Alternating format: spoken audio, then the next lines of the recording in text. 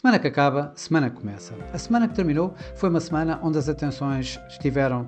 voltadas para os bancos centrais e ainda para os eventos geopolíticos que se foram sucedendo. Os Estados Unidos continuam a tentar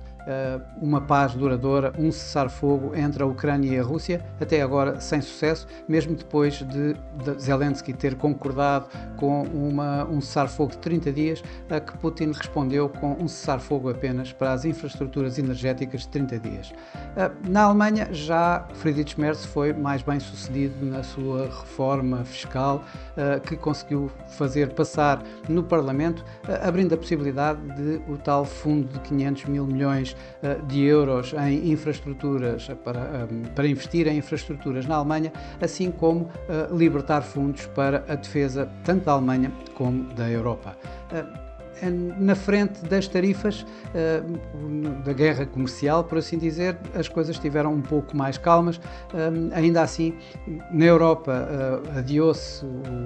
a entrada em vigor das tarifas retaliatórias por 2 semanas, ao que os Estados Unidos responderam com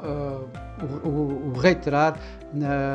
a implementação dessas mesmas tarifas no dia 2, sem exceções para qualquer país. Mas, de facto, os mercados o que estavam esta semana, essencialmente, a olhar foi para os muitos bancos centrais que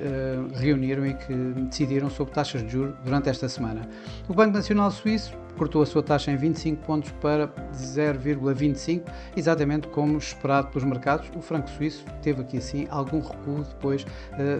deste corte das taxas de juros. O banco sueco, o Riksbank, manteve a sua taxa inalterada e indicou que provavelmente terminou o ciclo de cortes de taxas de juros que tem vindo a percorrer neste último ano. O Banco do Japão manteve as taxas de juros inalteradas também, de alguma forma, como já esperado pelo mercado, em 0,5, com o seu governador a dar aqui assim alguma ideia de que poderemos ter proximamente a tal subida de taxa de juros que o mercado já vai estando à espera. No Banco de Inglaterra, sem surpresa, manteve a sua taxa de juros. Já a votação foi um pouco mais surpreendente, apenas com um membro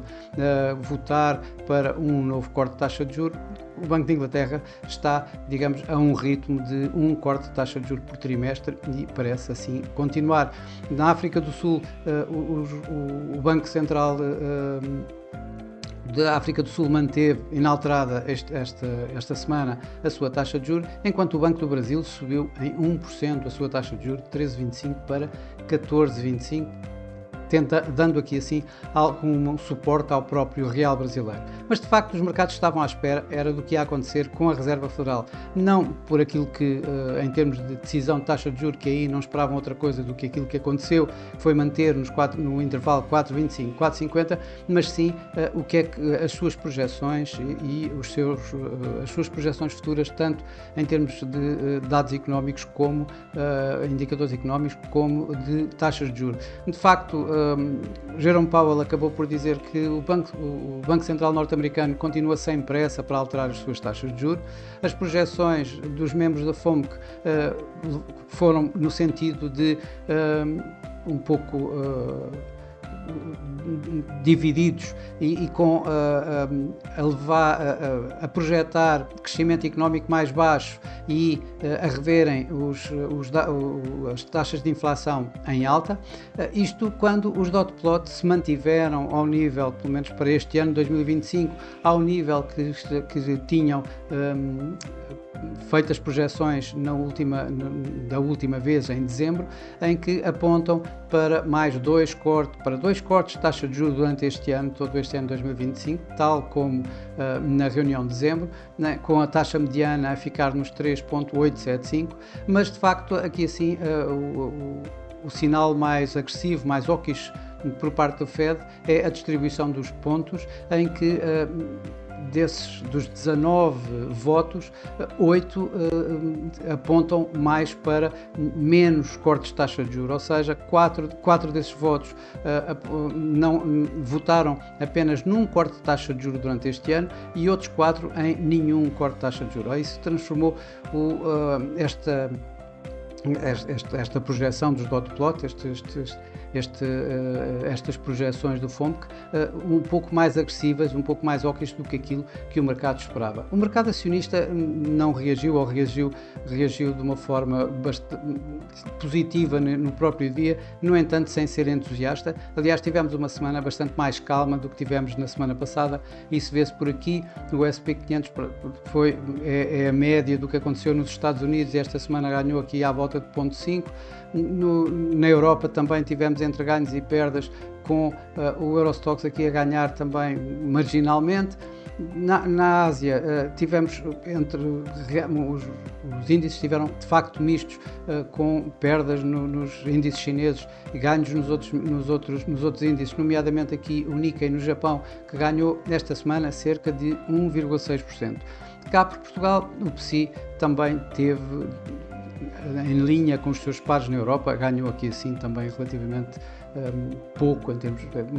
temos marginalmente ganhos marginais de cerca de 0,4%, isto com pressões da NOS, que perdeu esta semana cerca de 2%, e impulsionado por uma Mota-Engil, que ganhou quase 5% esta semana. No mercado cambial, o dólar voltou a recuperar alguma coisa. Vemos inclusive aqui o DXY, que chegou a fazer um mínimo abaixo dos 103 e terminou aqui a semana em torno, assim, ligeiramente abaixo dos 104, com alguma recuperação do dólar durante esta semana. Claro que o euro-dólar fez o efeito contrário,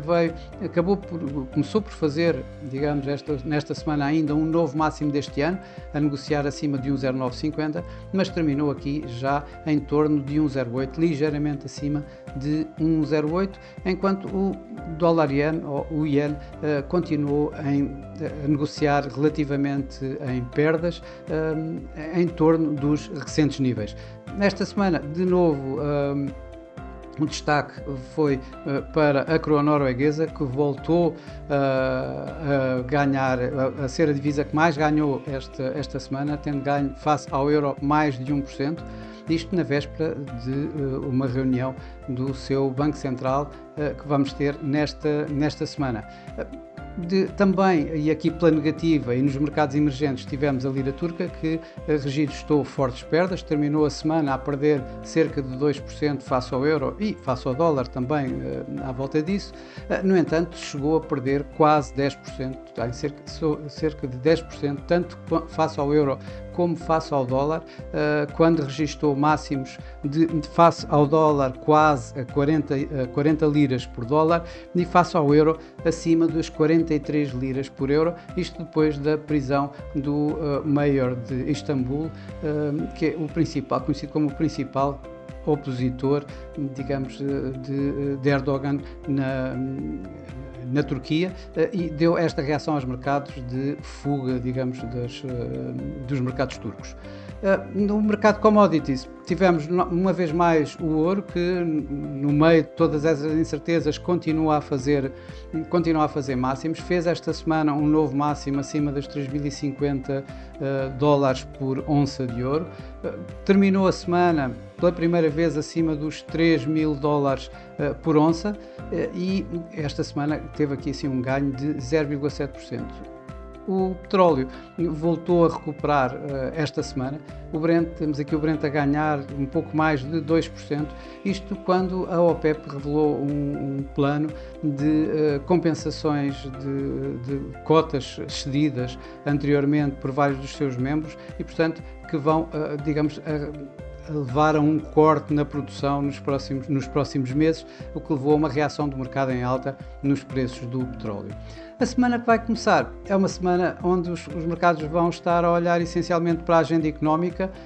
que vamos ter PMIs e inflação essencialmente, mas vamos também ter os tais eventos geopolíticos, isto numa semana que antecede a tal grande semana de tarifas que Donald Trump continua a apontar. Começamos esta semana logo com conversas entre os Estados Unidos e a Rússia, e os Estados Unidos e a Ucrânia, conversas separadas, reuniões separadas, para tentar, uma vez mais, aproximar as partes e conseguir a tal paz duradoura, ou pelo menos um cessar-fogo